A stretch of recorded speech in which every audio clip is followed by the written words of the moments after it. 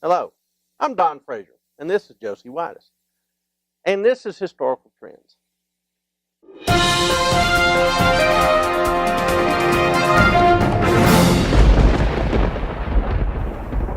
Today we are talking about the recent events in Charlottesville, Virginia, and we'll try to understand how we got to this point.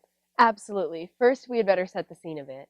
On August 12th of 2017, a self-described white supremacist ran his car through a crowd of protesters in Charlottesville, striking anti-fascist protester Heather Heyer. When talking about the death of her daughter, Heather's mother said, "This was real, people. There are real consequences to what you did. I'm sorry you've chosen to do that. You have ruined your life, and you've disturbed mine greatly. But you took my child from me, and I'm going to be the voice that she no longer can be. You gave us a national forum, and maybe I should thank you for that, but I can't. I'd rather have my child." This incident and Hayer's death is being sold to the public as fascist violence. But are the Charlottesville incidents really acts of fascism? Perhaps we should define fascism first, and then decide. True. Are the white supremacists that showed up at Charlottesville really fascists, as the self-described Antifa or anti-fascist protesters claim? Or are we resorting to hyperbole and historical shorthand? Great question. Well, let's dig into that question after this slice of pie with Dr. Phil Lemasters. It all started on Valentine's Day in 1986 when a poor but honest theological student was trying to win the heart of an aspiring pediatrician. He somehow stumbled on the recipe for this unique pie, baked her one,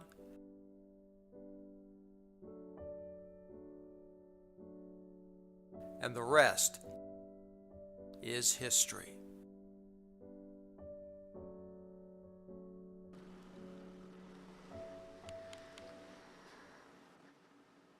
Rejoice, my friend, for today the rare joy brought by this storied pastry is yours.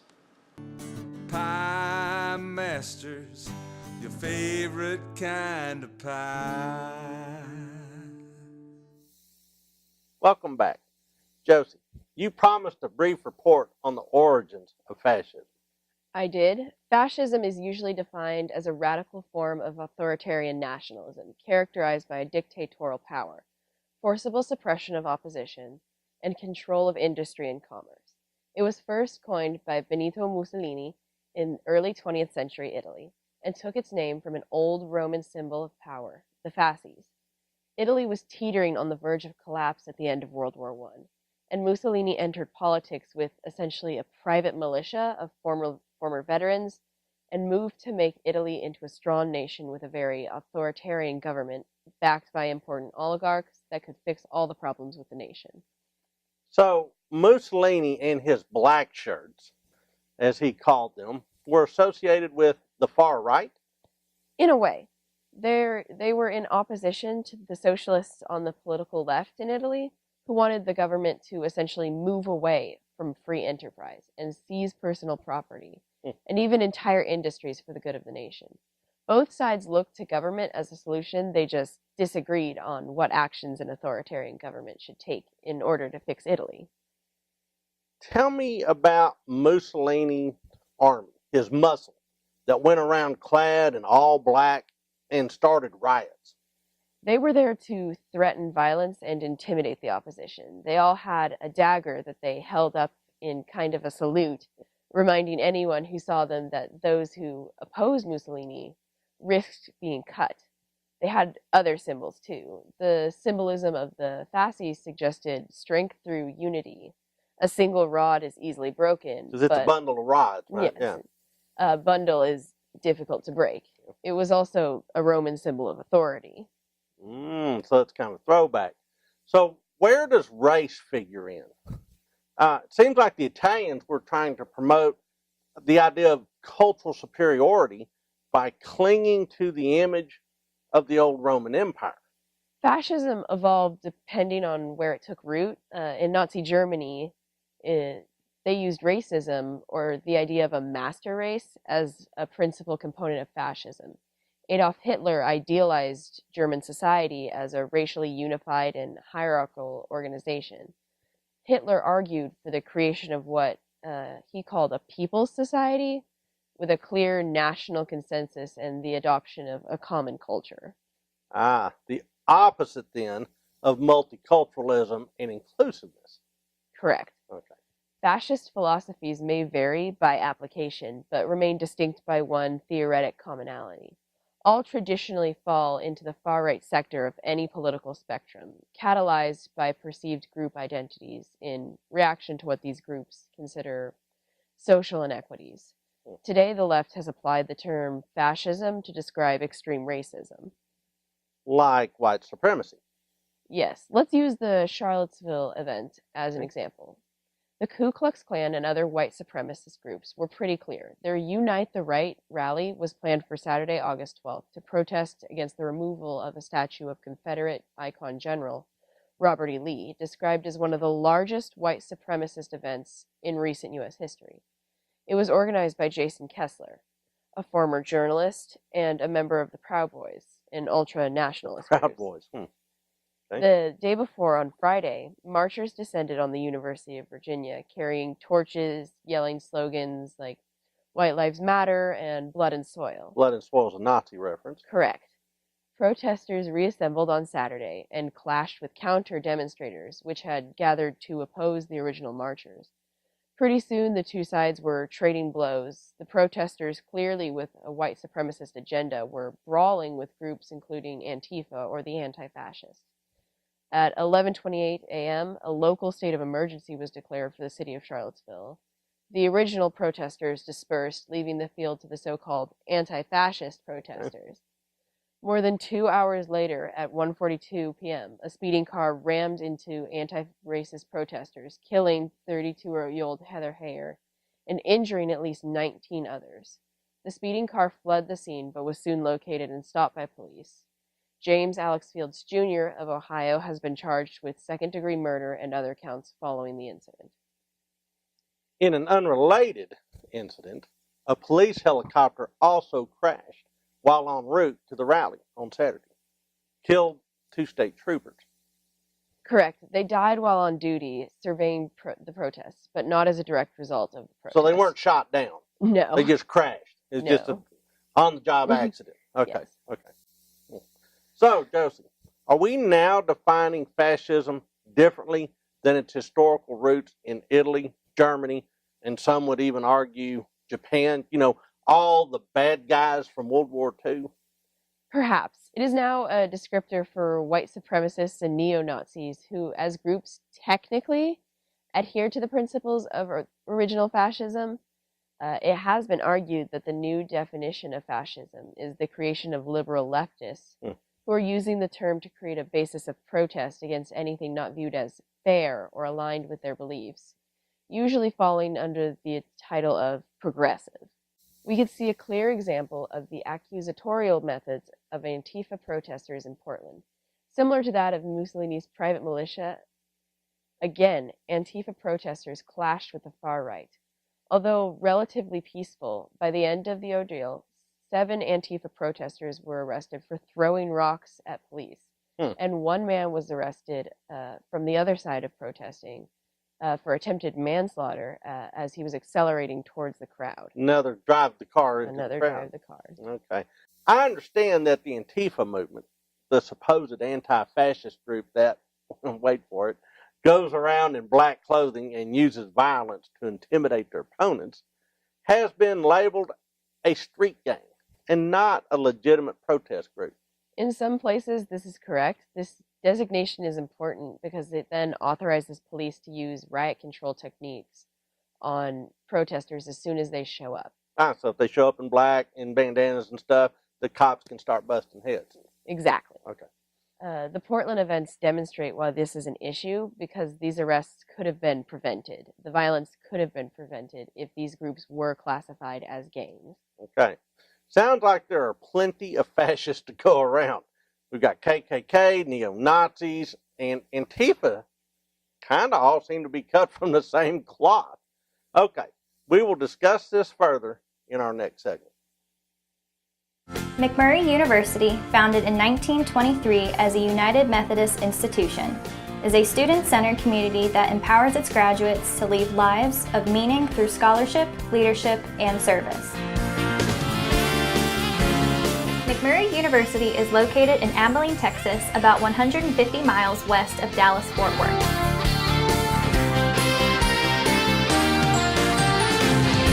McMurry University has over 10,000 alumni living all over the United States, as well as in 11 different countries. With over 1,200 students, McMurry offers over 40 clubs and organizations and 19 NCAA intercollegiate sports. McMurry University offers over 45 academic majors, including 10 pre-professional programs with a 13-to-1 student-to-faculty ratio. The 52-acre campus located in the heart of Abilene offers opportunities to explore the beautiful West Texas area.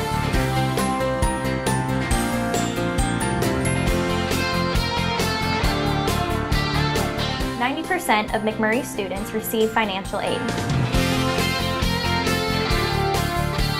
McMurry University was listed as number 18 on the list of best regional colleges west by the U.S. News and World Report in 2015.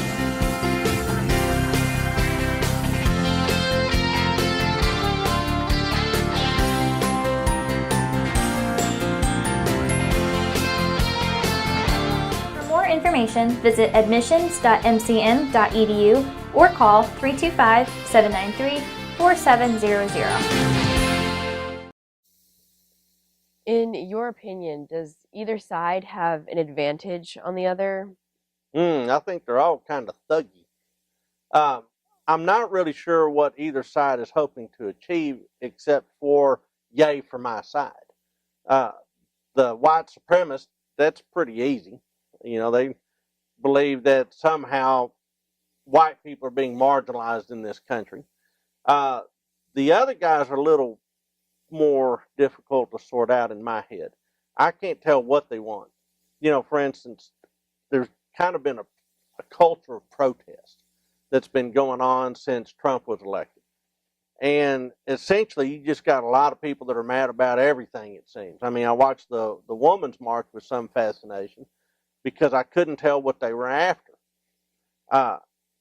You know, I asked people that participated, and they were after, you know, everything from gender equality to civil rights for the LGBT, etc. community.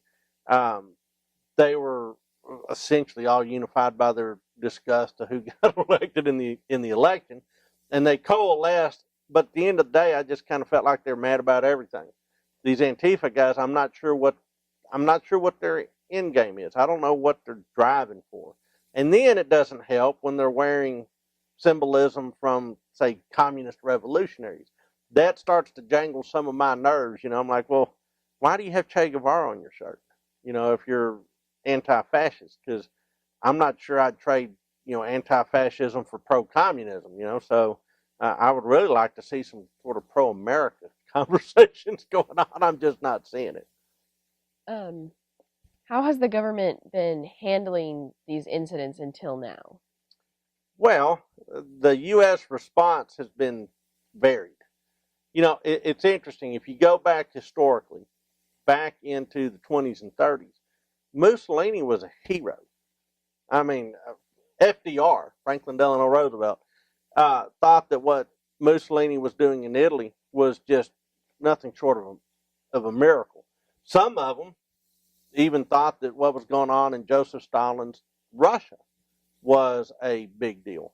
So what the government of the United States has been doing is trying to figure out what it all means. Do you make it a police issue? Is this a larger sort of political issue? You know, where does one stop and the other start?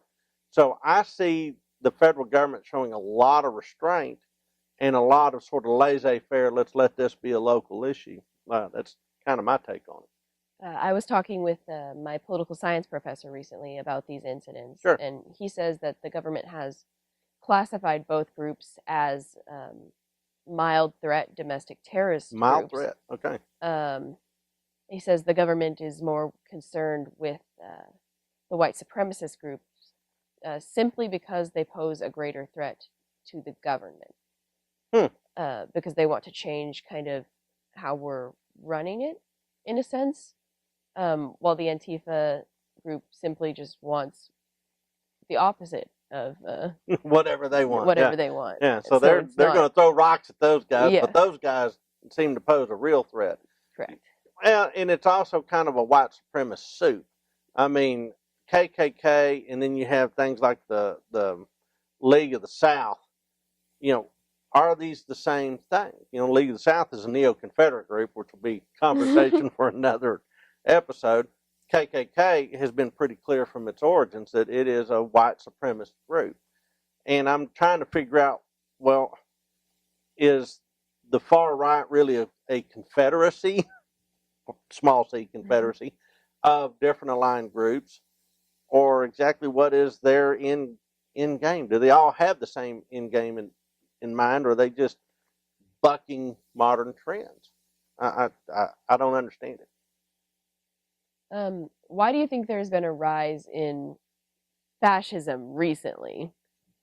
You know, I guess it's because there is a pushback. I mean, I mentioned that there's a pushback towards this sense that America is changing. But America is changing. I mean, the demographics are changing.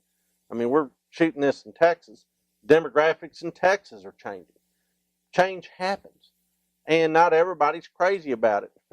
The old joke is, you know, old timer riding along in his pickup said, you know, I've seen a lot of changes in my life. Yes, sir. And I've been against every one of them, you know. And so I think that there's a little bit of cultural bewilderment going on because things are accelerating. I also think that the internet has allowed us to exaggerate some of these changes and some of these extreme positions. So now all of a sudden we can see stuff that's just clearly in cuckoo land. Where in the old days, man, we had to dig a little harder for it to get there. Now cuckoo land is right there, delivered hot every morning. All you got to do is turn on your phone. So I think that's probably part of it. It's been said that a lot of this is due to President Trump's election. I would not disagree with that. However, there were many that were upset with the election of former President Barack Obama. Sure. Is there any particular reason you can see as to why we didn't have nearly as many protests with him?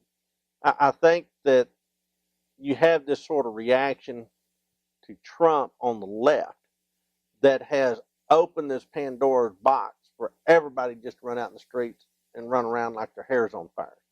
So once that tape is broken, then you have a right-wing reaction to that left-wing reaction to Trump's election. So, I mean, I mentioned the Women's March. That happened, I mean, hard on the heels of the inauguration.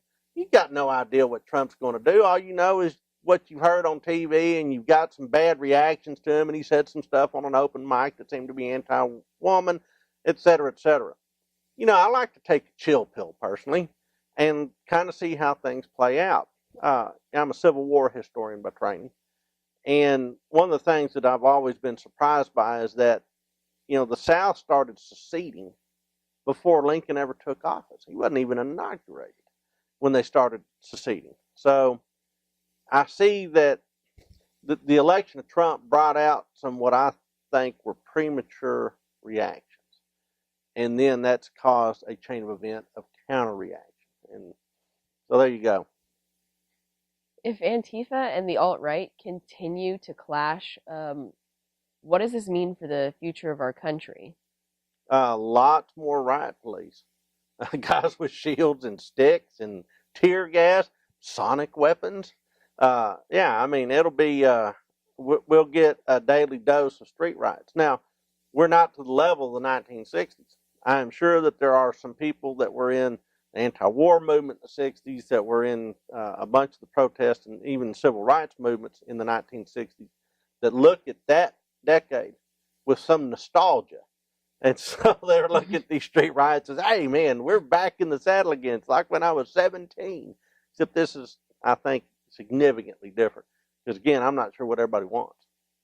Do you think either group is actually going to achieve what they want from their protests, No. or is it going to just fizzle out? No, I think that, sooner or later there'll be something else come along that will focus everybody's attention.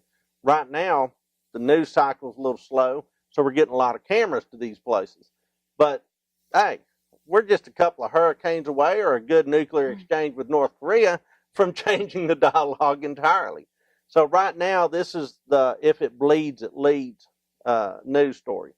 There'll be something else come along. That's my prediction. Now, that won't make the far right and the far left happy.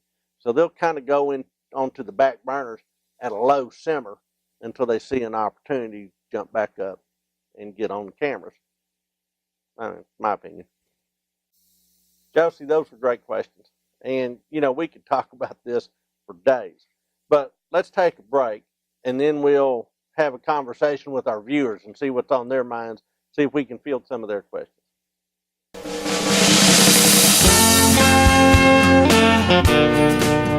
Welcome to the Texas frontier.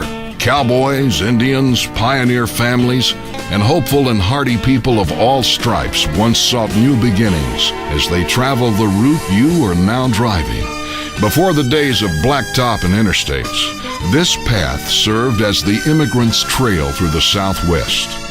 It offered stops for supplies and fellowship, forts that offered protection from Indians, and more than a few colorful characters. More importantly, it promised to lead to a land of opportunity for those who were willing to work hard and endure countless hardships. It took a special kind of person to make a life in these parts. As a familiar Texas proverb goes, it is a great country for men and dogs, but hell on women and horses.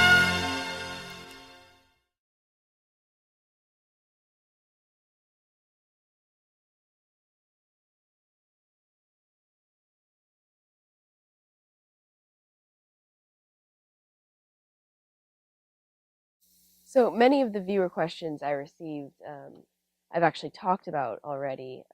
A lot of just what do the protesters want? Yeah. What is fascism? What do we want? When do we want it? Yeah. Who's leading this whole thing? Sure. Which is Jason Kessler, the journalist. Certainly one of the catalysts, it appears. Yeah.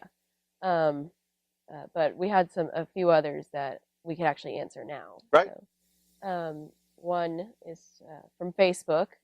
How is American fascism different from fascism in other countries? I think that American fascism pales in comparison with real fascism elsewhere. And the reason being is that Americans just won't tolerate it. I've always believed that there's 20% on one side of the issue, 20% on the other side of the issue, and the 60% that just doesn't care. I mean, our emphasis is not on politics. Our emphasis is not necessarily on the government coming in and fixing things. The entire basis of the United States is really about self-sufficiency and getting on with business. And so street riots are bad for bank. Now, some of the groups that are protesting have figured that out. So they're starting to protest in shopping malls instead of in front of courthouses. And I think that's actually a very clever move on their part, because the business of America is business. That's Calvin Coolidge.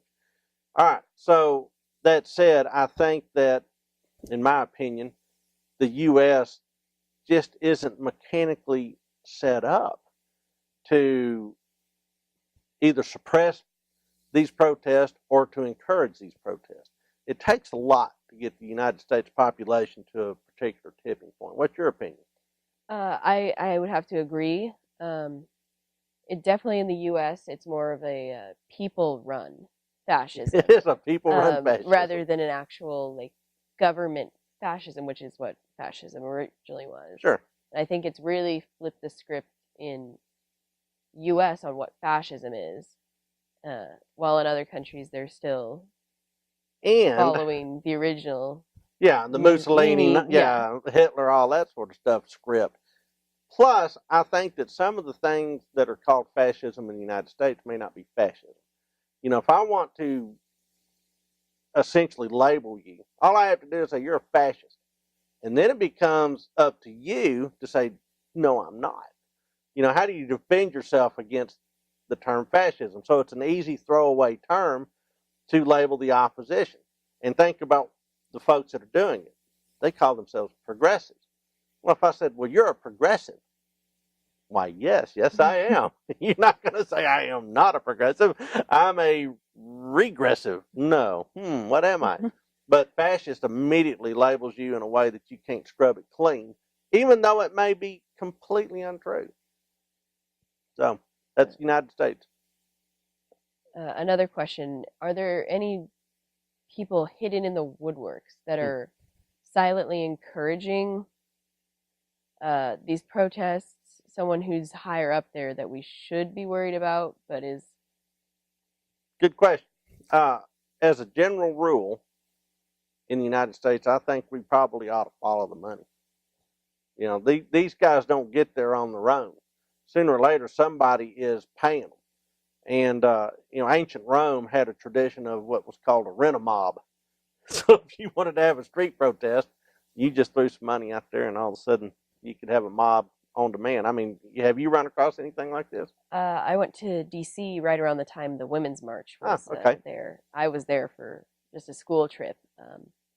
But you got to see a big piece of American history, yeah. Correct. But a lot of the protesters there are, in fact, paid to be there. It's the same thing that's happening in Rome. Wow. It's a big thing to find people on the street, pay them to protest. Maybe throw a rock or two. Yeah, that's a big thing in D.C. in order to just get more people to make your cause look so you larger. Have a professional protester sub community out there? Yeah. Wow. It's a long way from Washington, D.C. to Abilene, Texas. I would have never thought. Great. So next question. Right. We've already seen most of the goals that the fascists have besides the goals of Antifa. Sure. Is there any goals that maybe we're not paying as much attention to, maybe from the alt-right? Because we know that they're feeling oppressed as... Or so they claim, sure. So they claim as a white minority. Is there any hidden motives that they could have aside from that? Well, I guess you kind of have to look at this analytically and ask yourself who benefits from everybody being at each other's throats. And I know that during the Cold War, the Soviet Union was pretty big on helping to foment dissatisfaction and sort of civil unrest within the United States. I'm not saying that's happening now, but I'm also saying that, you know, that's certainly a possibility. I know that the Russians are really good at trolling the internet and trolling social media. And so some of this may be agitated by outside influences. I know the North Koreans are expert at hacking. And so there's probably a lot of nefarious actors out there that are just kind of, you know, rubbing their hands together with glee because they see Americans being upset with each other. Your opinion? Have you run across anything like that in your research? If there are any other motives that I've seen, it's preservation of history, maybe, against Antifa, because the trend now is for many Antifa protesters have begun tearing down Confederate yeah. All of a sudden, Confederates are cool again. I have no idea what that's even about.